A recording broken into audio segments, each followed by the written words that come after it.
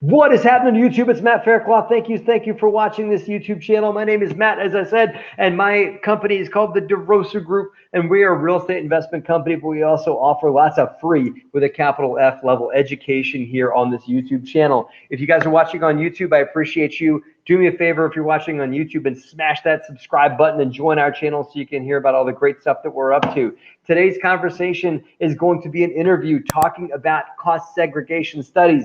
Stick around and watch the whole thing because we've got some tips that you guys can learn at the end to learn about how cost seg can help you in your business, how you can get enormous tax deductions, because it's not about how much money you make, it's about how much money you get to what? It's how much money you get to keep. Guys, you guys may know this gentleman. If you guys are on LinkedIn, you've heard of him because this guy's all over LinkedIn. He owns LinkedIn. They might change the name of it to Yonah Weiss's channel because Yonah has been phenomenal at getting the word out about some of the awesome stuff that he's doing on LinkedIn. Let's bring him on today, guys. This is Mr. Yonah Weiss, who is a great advocate for the Derosa Group and someone who's done some great work and created lots of tax savings. Yonah, thank you for being here today. How do people get a hold of you? Best way actually to reach out to me is on LinkedIn. And so you can just shoot me a message that you saw this video with Matt Faircloth, and that'd be perfect. Otherwise, you can go to yonahweiss.com, check out our company, Madison Specs, which is the biggest national cost segregation company. For those that don't know, can you tell us in a nutshell, what is cost segregation? Yeah, cost segregation is, besides for the weird name that it has, is really just an incredible tax deduction. Really, that's what it is. It's an advanced form of depreciation. So instead of just taking a regular small amount of depreciation deduction, which we can talk about that for a second, how that works at all, you can actually take a much larger amount of tax write-offs, depreciation deductions in the earlier years of ownership by simply segregating the cost, weirdly put, breaking down the cost of the purchase into different categories that depreciate faster. Let's do another slice deeper. So I've got an apartment building. When I look at that apartment complex, some may say this is an apartment building or this is a piece of rental real estate. Well, I happen to know, and folks should know, you should know the rules around tax code, is that I can depreciate that asset over 27 and a half years.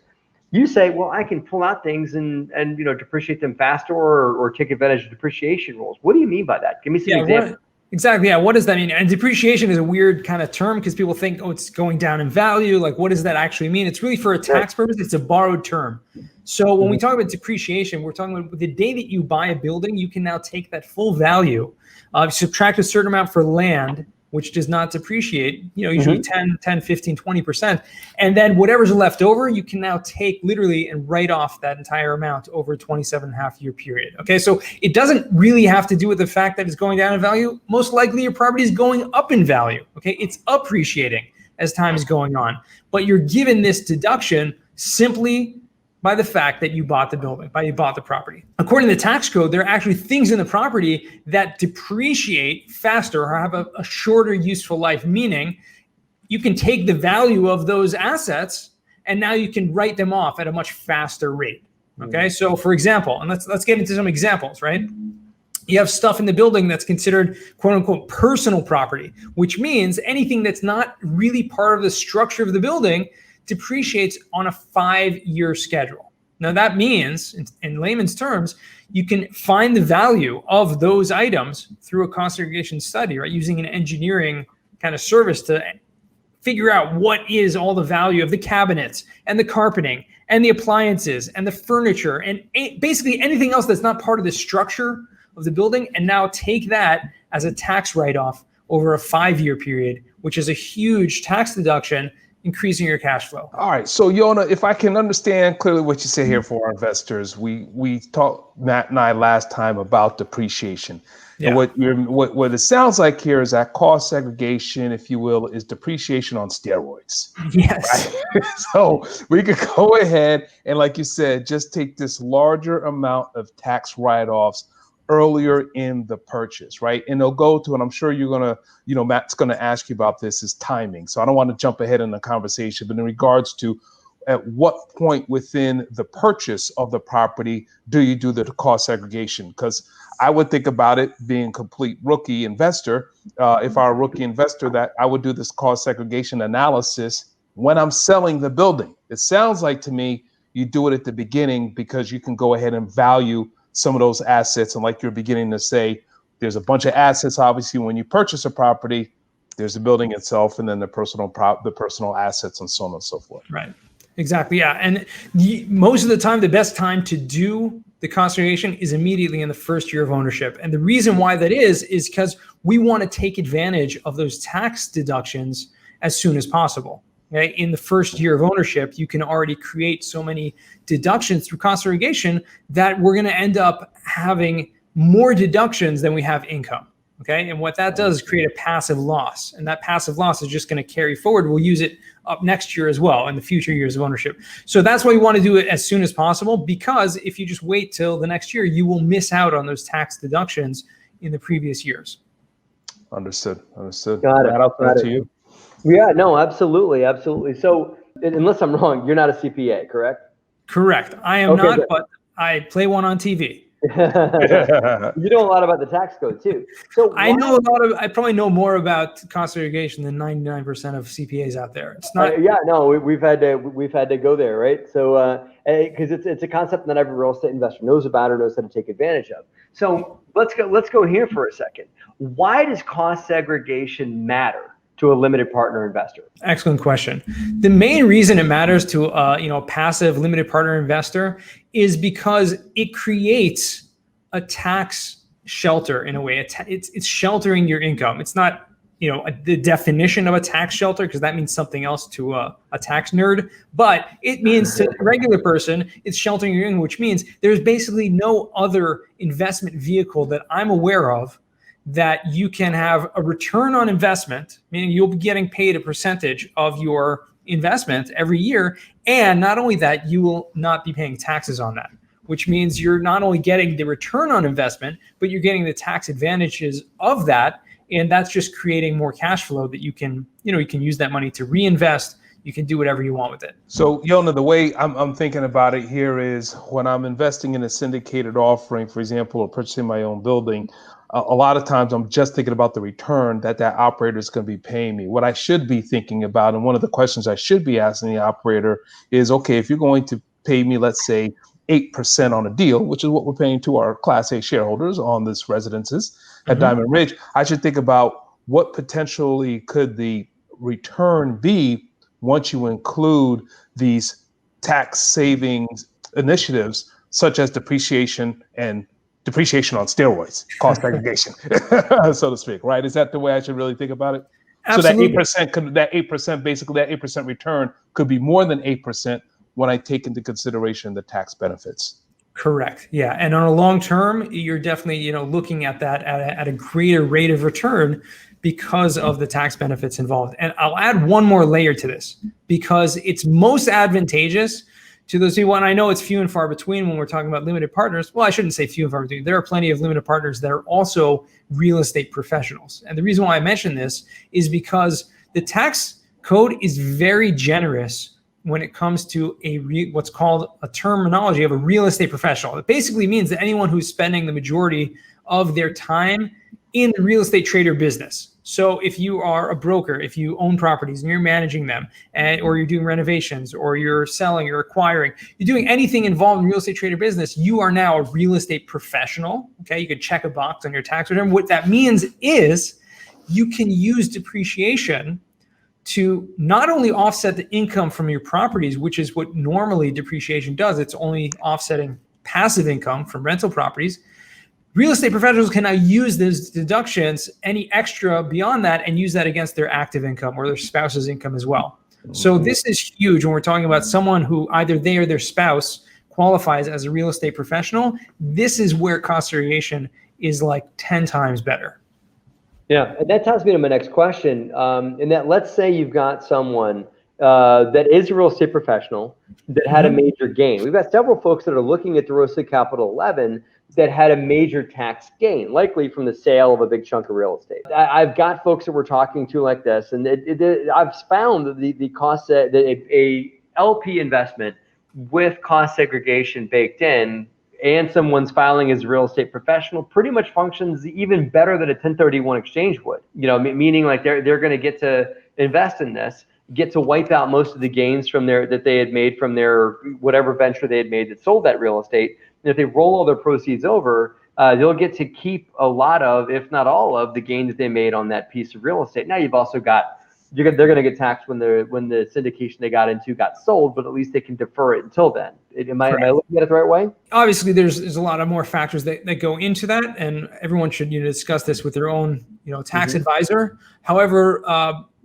the 1031 exchange, as you said, will defer your capital gains, will defer recapture tax. But what the great thing about depreciation is, like you said, it can now be used to offset those gains as well. Now, again, why I said you should mention this with your tax advisor, it may not be, the best advantageous thing to do. You can do it, and I've seen plenty of people do this, but it's all part of your overall tax strategy. The reason why I say you might not, because the great thing about depreciation is that it can be used to offset the highest level of income tax. However, capital gains is usually taxed at a much lower rate, which means you can be using these higher deductions, like these great deductions, to then offset lower gains. You can do it. Plenty of people do that, but again, you want to make sure that it's going to be fitting with your strategy. It's definitely a way to do it, and I would highly recommend looking into it as an option. So Yonah, is on that definition of real estate professionals, in case we have a herd of people now wanting to go out and get their real estate license,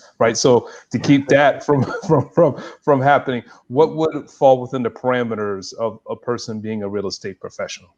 Sure, it doesn't, you don't need to have a real estate broker's license in order to get that status, but there are some pretty, hefty rules that need to be followed. Basically, you need to prove, if you were ever to be audited, you need to prove that you actually spent the majority of your time in your working hours of that year, more than 50% of your time, and 750 hours, which means the majority of your, if you're full-time, that's sure. plenty, because 750 hours, like 15 hours a week. But it means you can't really have another full-time job. You can't have a W-2 job and be a real estate professional at the same time. Got it. But you don't need to necessarily have a broker's license. It just means that you're involved in your rental properties. You're managing them, you're operating them, you're buying them, you're doing things to help that money come in. Got it. Another question here. People talk about this, and I'm not sure if it's clearly defined. So I'm sure you can help us with this one. Sure. What is bonus depreciation, and why does it matter? Absolutely. Bonus depreciation was passed in the tax code in 2018 with the Tax Cuts and Jobs Act. Once you've done a cost segregation study, and as I mentioned, what we're doing with that is breaking out the building into different components, things that depreciate on a 27.5-year schedule, that's the structure. But anything that depreciates on a shorter schedule, has a shorter useful life, that's the personal property we mentioned, 5-year schedule, and land improvements, 15-year schedule. All of that we can now choose. Okay, it's an option to take all of that in year number 1, which means instead of waiting 5 years to take all those benefits, we'll throw out some raw numbers there in a minute, you can literally take all of that in the first year. So yeah, maybe let's get into some numbers just to hammer it home. And again, I also reiterate, not a tax professional, and we don't have the data yet, but just hypothetically, given what the data you've seen and your many cost segregation studies you've done, I want to give folks some hypothetical numbers here. So again, Derosa Capital 11 is a property that's we're buying for $18.5 million. Let's just say someone puts $100,000 into that property. That would generate roughly 0.7% ownership, 0.6, 0.7, somewhere between those two, percent ownership of the company. What could someone that puts in that kind of capital expect as a negative on their K1, disregarding real estate professional and all that kind of stuff? They can talk to their CPA about those things. But what would somebody expect to see as a potential write-off they would get? Awesome. So let's take the property, right, and understand from top down. Okay. Yeah. From top down the property, and because you mentioned that everyone who has an investor stake in that, an equity stake, they're basically receiving a percentage of their income. Okay, they're getting the returns, the money coming in, and they're getting their percentage of losses of the depreciation deductions. And so that's all going to show up on their K1 tax statement. And it's going to show how much income you made and how many deductions you have. So let's just play these numbers out from the top down. This $18.5 million building, we're taking off 15% for land. And what that's going to leave us with approximately $15.725 million. Okay, $15,725,000. That's called your depreciation basis. That's the amount that now you can write off over a 27.5-year period. Okay. What we're going to do is we're going to do cost segregation. We're going to identify approximately 25%. Okay. It could be more, but let's just keep it simple. Approximately 25% of that is going to be in the accelerated depreciation into those 5 and 15-year categories. We're talking about close to $4 million of tax write-off in the first year. $4 million of tax write-off in the first year translates into, okay, how much income are we expecting this to produce, right, as a net operating income on an $18.5 million building? No, I was going to say around 1.1 kind of a thing, Matt? Right. In year one? In year one, or a little less than that?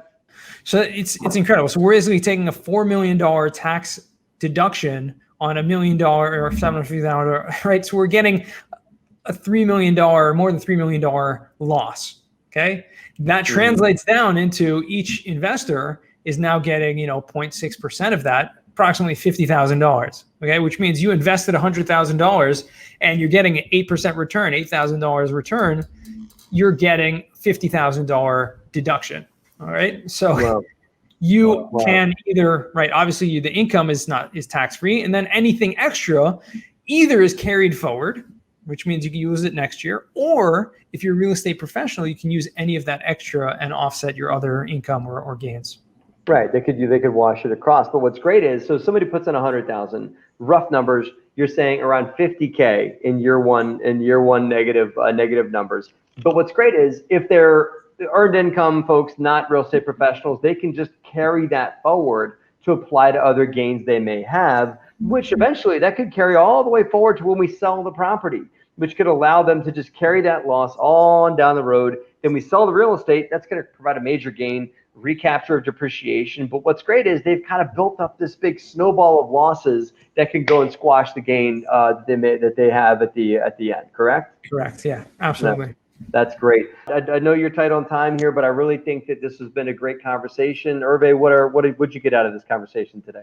To me, I think Joni did a great job, I think, simplifying it for us. It really, really helps that, this trails the conversation that Matt and I had with a CPA a few days ago with Jason Dubnik, where we talked really a lot about depreciation. So talking about cost segregation on top of it really helps to bring it home. Really, I think for investors in this particular deal, any specific syndicated offerings that they participate into is truly how much more savings, how much they can add to their returns when they're going to be receiving their K-1 statements, which will show that line item for depreciation of costs. Again, maybe if it's not a line item, it'll show the total amount, but they'll understand that, hey, wow, like you said, in that $100,000 investment, I could be potentially, $50,000 back against the tax that I'll be able to write against my income in the following years. So it just tells me that, if you're not an investor already in the residences, what are you waiting for? Right? Let's get in. It's a great vehicle, I think, across the board for folks to be taking advantage of. As I said before, guys, it's not how much money you make, it's how much you get to keep. And so I think Cost Seg is a great way as a limited partner investor, folks can take advantage. It's something that we're offering. We're really excited about on Derosa Capital 11, and it's something that Derosa Group takes very seriously, and we'll be doing on our other project as well. And obviously working with Yonah and his team. Yonah, one more time, man, I know you got to run, but how do people get a hold of you? I know you said that you're pretty much parked out there on LinkedIn, so folks can look you up on LinkedIn. Any other means if people want to get a hold of you, you can toss it out there. Yeah, you can shoot me an email, yweiss@madisonspecs.com if you want to reach out, or just go to my website, yonahweiss.com. Great. That's easy enough. yonahweiss.com, guys. Listen, thank you, Yonah, for being here. I know you got to jump. Thank you guys again. Yonah, thanks, man. Great to see you. Pleasure to see you. All right, Hervé, that was awesome, man. Really enjoyed that conversation with Yonah. It really just validates the service we're doing or with our investors, and obviously ourselves too, but the service we're giving to the entire team in doing Cost Seg for these types of properties. And that I'm just really, really glad that we discovered it, glad we're talking to Yonah about it. Glad the tax code allows for it and everything like that, because it's a great way for us to offer phenomenal tax benefits to those that invest with us. So hope you guys enjoyed this. As always, feel free to join us here on our YouTube channel by hitting the subscribe button and checking all the cool stuff that we've got out there. Thanks for watching, guys, and have a great and profitable week.